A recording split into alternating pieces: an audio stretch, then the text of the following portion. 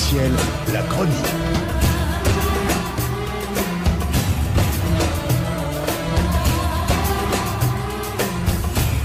Arc-en-ciel info.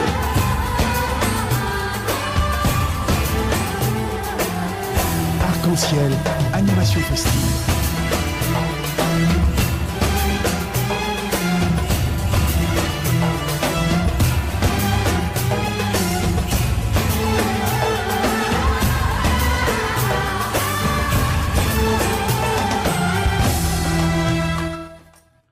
Bonjour à toutes et bonjour à tous et bienvenue dans l'émission marocaine sur Radio Pluriel Arc-en-ciel.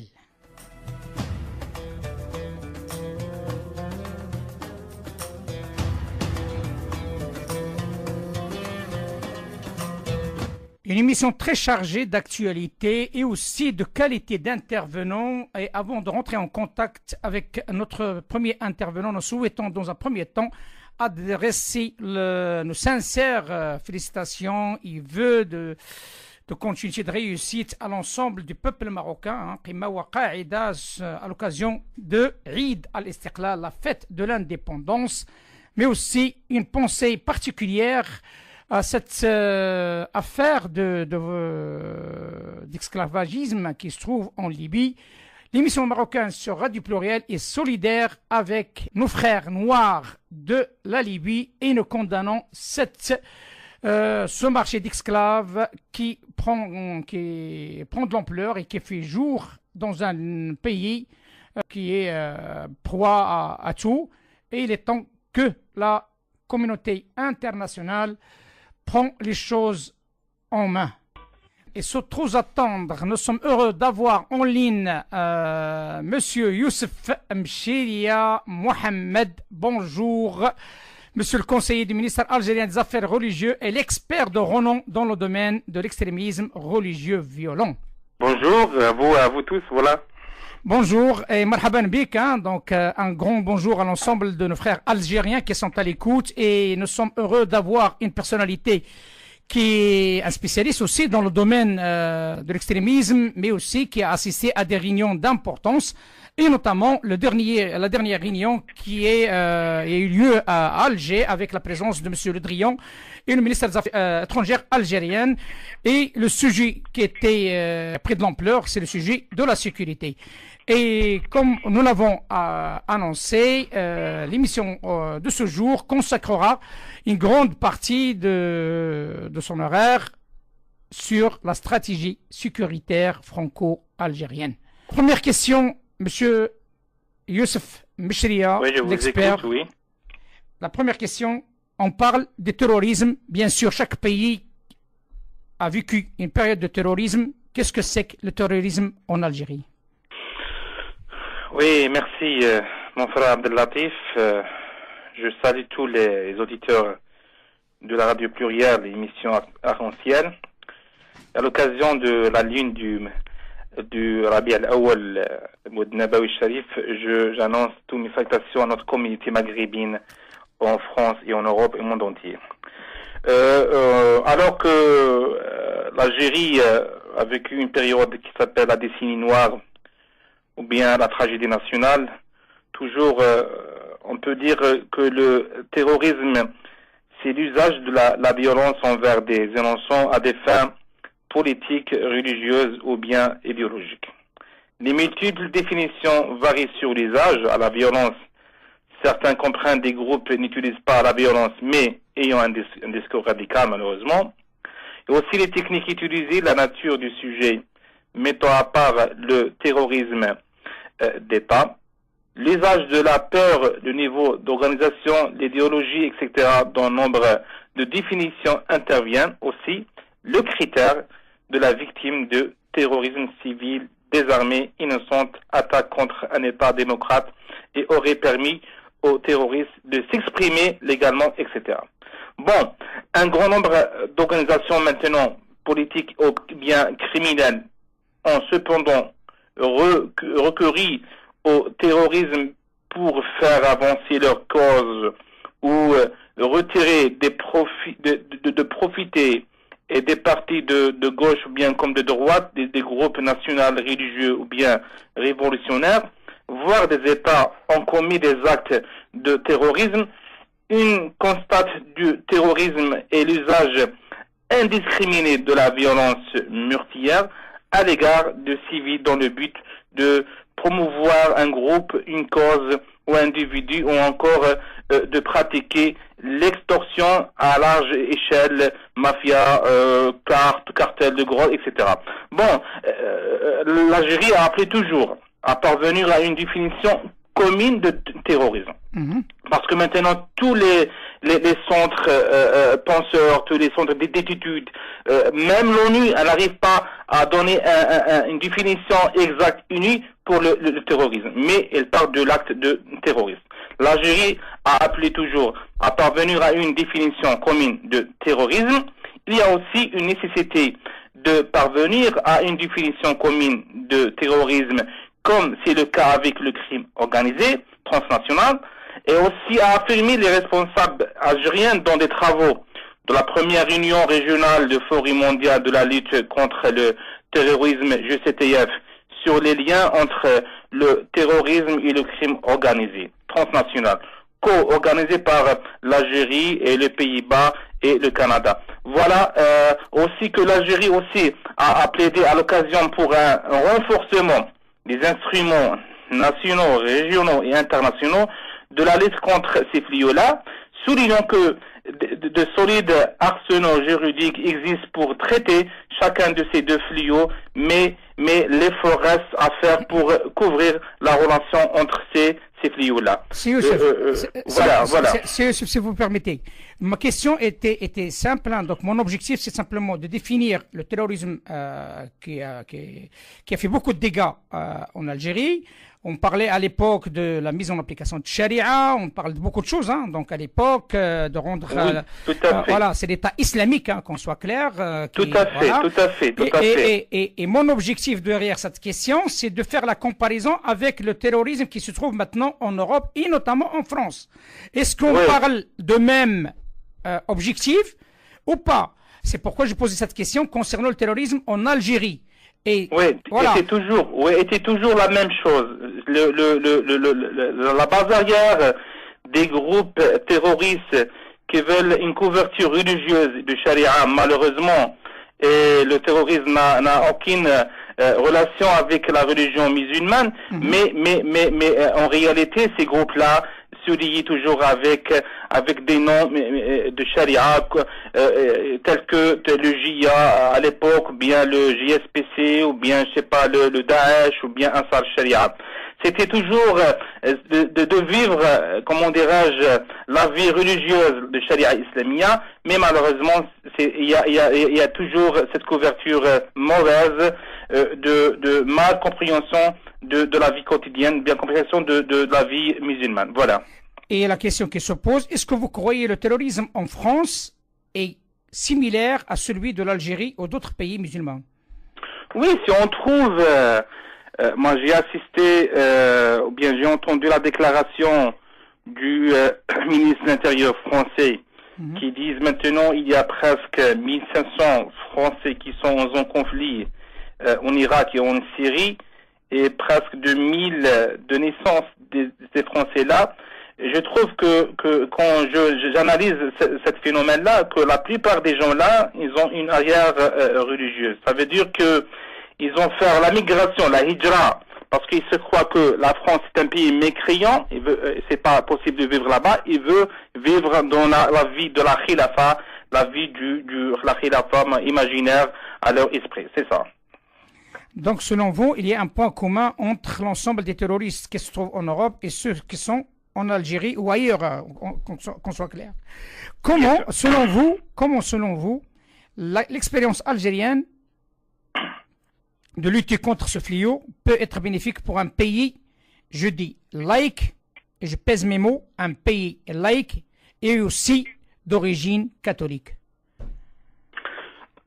Bien sûr, si je parle de l'approche algérienne, ou bien de l'expérience algérienne, c'est une expérience qui était parmi les premières expériences dans la zone, parce que les événements des années 90, la décennie noire, la tragédie nationale, c'était commencé des années 90 jusqu'à 2000, jusqu'à l'arrivée de la réconciliation nationale.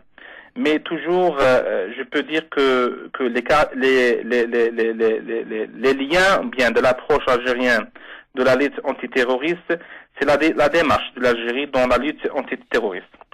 C'est vrai, on peut aider, on peut prendre des choses communes, mais toujours la spécificité de l'Europe, avec une origine catholique, y compris la France.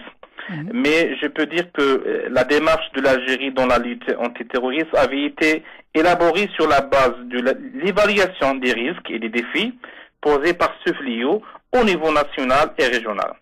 Je peux dire que cette approche, a-t-il précisé, est considérée comme une contribution importante avec tout dans les efforts régionaux et internationaux, y compris la France. Parce que ces terroristes-là, de 3000 Français qui sont partis en conflit, la plupart, la majorité sont des musulmans. C'est des jeunes Français qui sont nés en France et c'est des musulmans. Donc, il faut bien traiter, il faut bien voir les autres expériences, y compris l'expérience algérienne, comment traiter ce phénomène-là. Et maintenant, le grand défi pour la France, c'est le retour de CTE, des combattants terroristes étrangers. Justement, donc c'est ça que je cherche à comprendre dans cette affaire, c'est que simplement on parle de deux choses qui c'est un petit peu différentes quand même. Il faut l'admettre, on parle du retour de ce djihadiste, bien entendu, mais en même temps, on parle de terrorisme que la France a vécu et d'autres pays européens. Donc il y a un décalage. Par contre, ce que je souhaite comprendre, comment l'Algérie peut aider la France ou d'autres pays européens pour la lutte contre le terrorisme qu'on vit maintenant, actuellement. On ne parle pas des gens qui veulent venir de la Syrie. Est-ce qu'ils viendront ou ils ne viendront pas? Est-ce qu'ils passeront la frontière ou ils ne passeront pas? C'est un autre problème, un autre débat. Maintenant, on parle de la réalité du terrain actuel. Comment vous la voyez, vous? La réalité, je peux résumer avec un petit résumé sur l'approche algérienne, oui, sur l'expérience algérienne. L'expérience algérienne, cette politique a permis non seulement de mettre un terme à la tragédie nationale, mais également d'accélérer le développement économique. Moi, je vois bien, il y a des gens de la banlieue de France, bien même dans notre pays, c'est toujours les mêmes causes. D'accélérer le développement économique, social, à travers plusieurs programmes de développement ambitieux qui ont contribué à la réduction du chômage, à ouvrir divers horizons aux jeunes et à encourager des investissements produits dans leur pays. Par ailleurs, si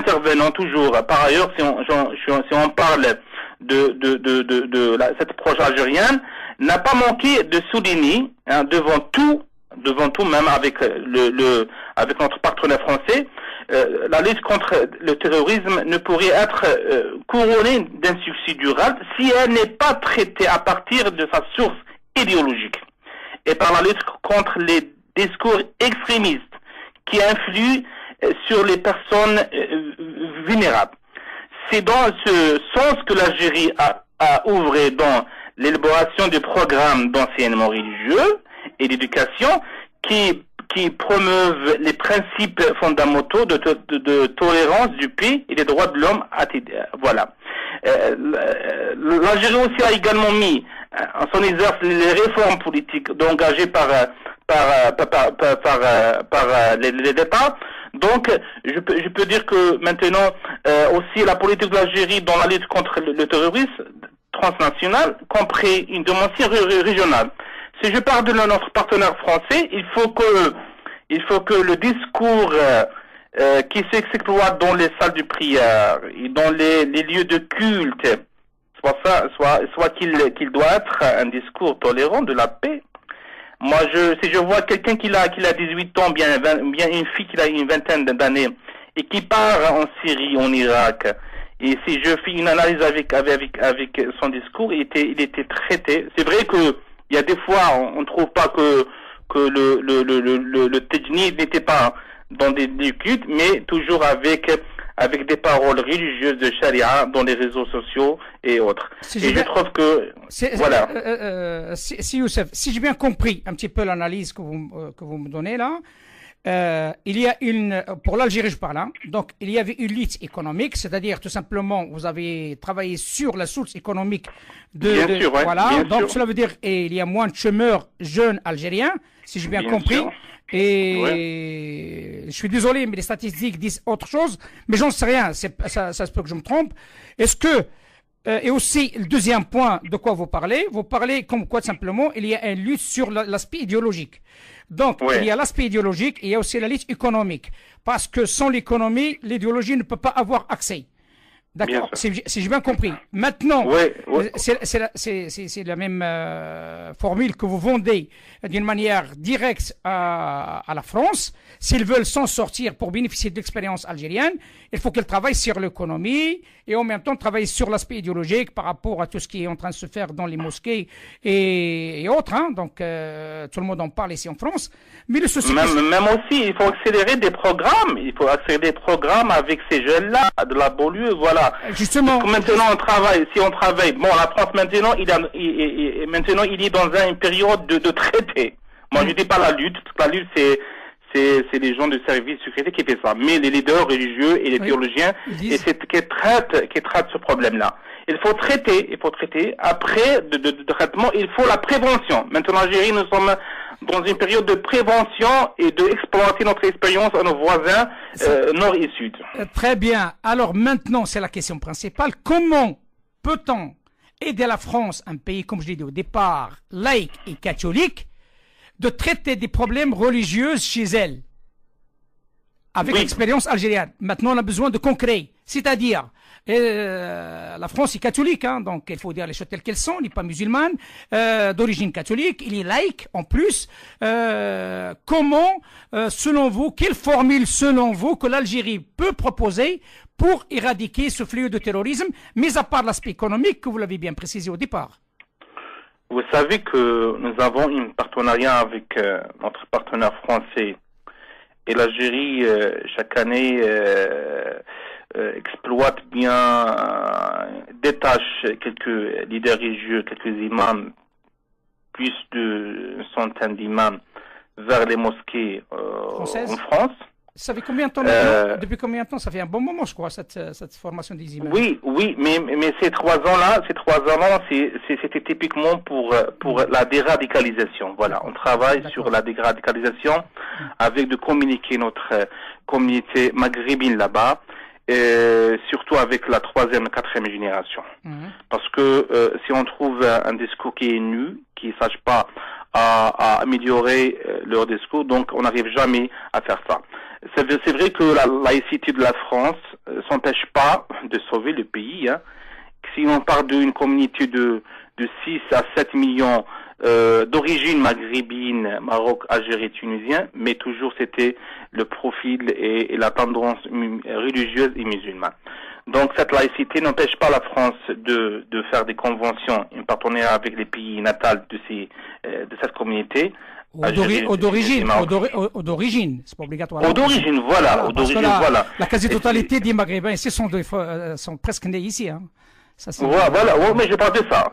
Mais c'est pour ça que on a déclenché un certain partenariat spécifique avec des programmes spécifiques avec notre communauté là-bas. Voilà. Alors, comment vous voyez, selon vous, parce que là, j'essaie de se rappeler, vous m'avez envoyé un lien qui est très intéressant, qui a beaucoup d'éléments qui sont vraiment exploitables. Hein, il faut dire les choses telles que je tiens à vous en féliciter, mais je l'ai pris comme repère par rapport à ce que vous avez déclaré à la télé algérienne. Vous avez déclaré comme quoi il y avait une expérience marocaine qui n'a pas réussi ici en France, à avoir tunisienne, mais surtout marocaine qui n'a pas réussi. Et maintenant, vous me dites comme quoi aussi il y a une expérience algérienne qui, avec la formation des imams, avec plusieurs années en arrière, moi maintenant 3 ans, comment peut-on viser un pays et on ne vise pas soi-même, vu cette formation qui est dédiée aux Maghrébins. Il n'est pas dédié à l'origine de la personne. On ne voit pas des mosquées algériennes, on ne voit pas des mosquées marocaines. On voit des Maghrébins qui se trouvent partout. Alors, s'il y a une défaillance, ça va être une défaillance globale, maroco-algérienne ou autre. J'ai toujours dit que il faut jamais faire le copier-coller. Ça veut dire, il faut jamais faire un discours qui est à Rabat, ou bien à Alger, ou bien à Tunis. Ça sera toujours le même à Paris, ou bien à Strasbourg, ou bien à Lyon. J'explique de notre façon. Ça veut dire que si on ramène un imam du Fès, ou bien du Béjaïa, ou bien du Tunis, on le mettre à Paris, qui savent rien sur l'islam en France, ou sur la mentalité de notre comité là-bas, donc l'expérience va sûrement être échouée. Maintenant, j'étais très sincère avec nos partenaires. Il faut bien déclencher des programmes très pertinents avec des experts religieux et théologiens qui parlent. On veut jamais parler de l'islam traditionnel. C'est vrai, c'est les racines, c'est les traditions, mais on a un phénomène qui est très grave, c'est la sécurité de l'humanité. Si on frappe Paris, ou bien on frappe Bruxelles, ou bien Barcelone, ou bien Alger, ou bien Casablanca, ou bien Tunis, donc c'est la Méditerranée qui était toujours en défi. C'est pour ça que je dis que moi j'ai assisté plusieurs discours à Paris, à Lille, à Lyon, mais malheureusement ces discours-là, c'est des discours qui n'arrivent pas à faire une mise à jour avec notre communauté, et c'est pour ça que les jeunes, notre jeune de troisième, quatrième génération toujours prend leurs idées de réseaux sociaux, et c'est des idées malheureusement idéologiques et religieuses. Vous êtes quelqu'un qui connaît la France, Monsieur Youssef Mchria, vous connaissez beaucoup de monde ici, vous êtes quelqu'un qui voyage énormément à travers le monde, donc il faut dire les choses telles qu'elles sont, vous êtes un expert de renom, et là je m'adresse à un expert d'une manière catégorique et claire. Vous croyez pas comme quoi le problème du terrorisme et le problème de l'islam qui s'opposent actuellement en France ne doivent pas être gérés par les Français musulmans qui vivent sur le territoire français? Mais si on arrive ça, espérons-nous. C'est ça le but de ce programme-là. Pourquoi on va parler toujours de l'expérience marocaine, algérienne, tunisienne, africaine, turque, autre? C'est pour ça, voilà, c'est pour ça. Moi, je suis pour ces programmes-là. On veut que cette génération, quatrième, bien troisième génération, c'est eux-mêmes qui fait ça. Je vois que l'Institut de Razali de la Mosquée Paris, il fait des efforts pour former des imams français, mais avec 2 à 3 000 entre mosquées et salles de prière en France, est-ce qu'on peut ravir? Mais on va commencer, on va déclencher. Mais le programme, c'était ça, de former des jeunes français, peut-être d'origine maghrébine ou bien d'origine musulmane, essentiels, qui savent leur réalité et leur loi en France et en Europe. Voilà.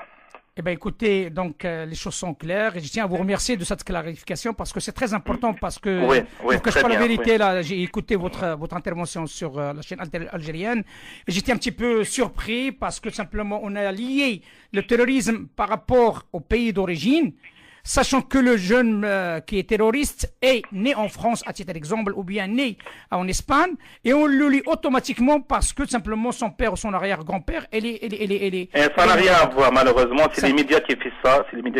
Malheureusement. Ouais. Eh ouais, écoutez, merci de cette clarification. C'est Youssef Mchria, parce que ce qui compte pour nous, c'est que cette expérience algérienne, qui est faite aux Marocains, donc on soit clair, parce qu'il y a 2 pays qui sont, quoi qu'il arrive, et c'est mon souhait depuis un certain temps, que leur expérience au moins se conjugue entre eux, parce qu'il y a un mètre de frontière, il n'y a même pas 1 mètre, sont liés ces 2 pays, et qu'il y a une ouverture d'esprit des 2 pays, et qu'il y a un échange, tandis que la France, un pays laïque, moi je pense d'origine catholique, je pense qu'il est temps qu'il fait confiance à ses enfants d'ici, qui sont capables sur le plan théologique, capable sur le plan sécuritaire, capable aussi sur le plan économique de faire ce pays un pays stable.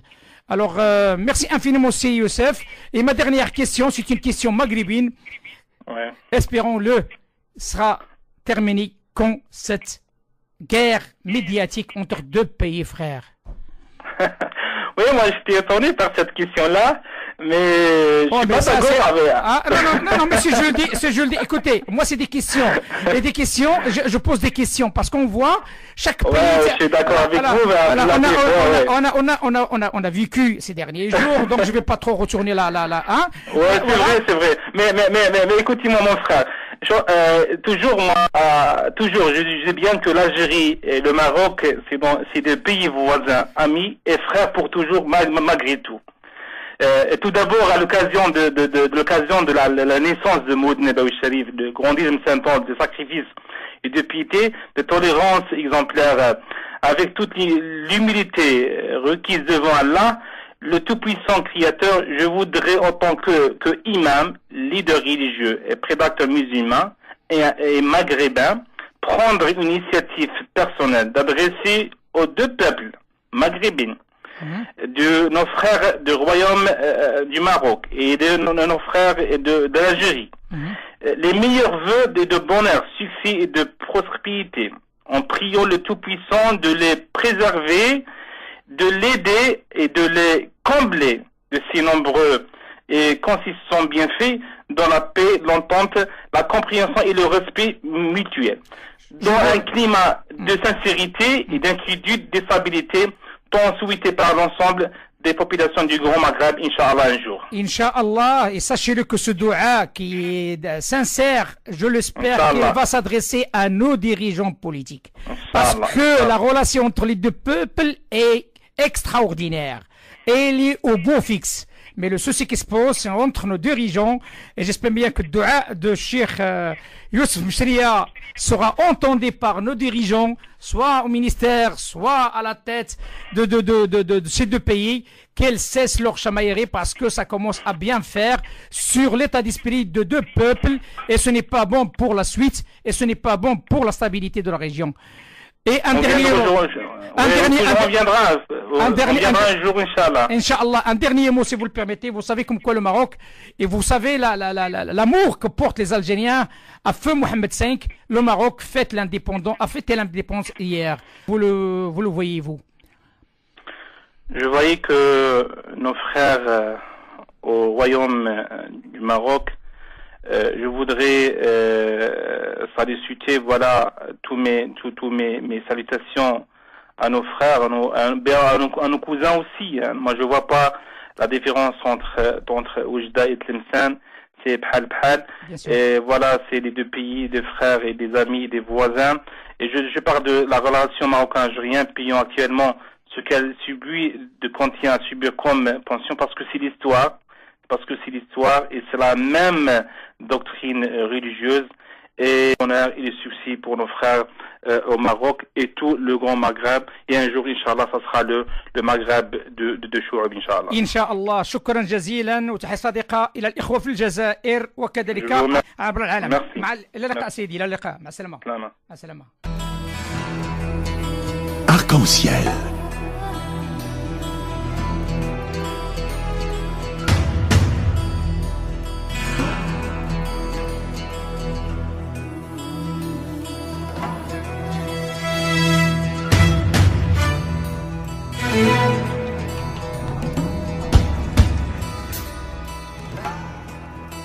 Arc-en-ciel, votre émission marocaine, chaque dimanche pour tout savoir sur le Maroc. Actualité, culture, économie, société et animation festive. Avec Abdelatif, Arc-en-ciel au cœur du Maroc.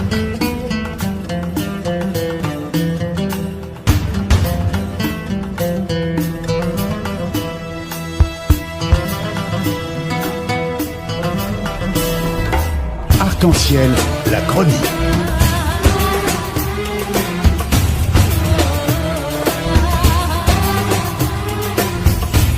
Arc-en-ciel info.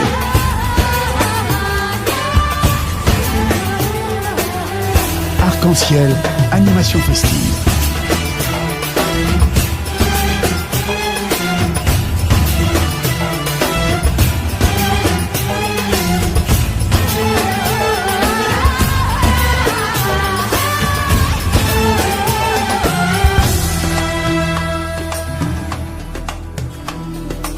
Arc-en-ciel au cœur du Maroc.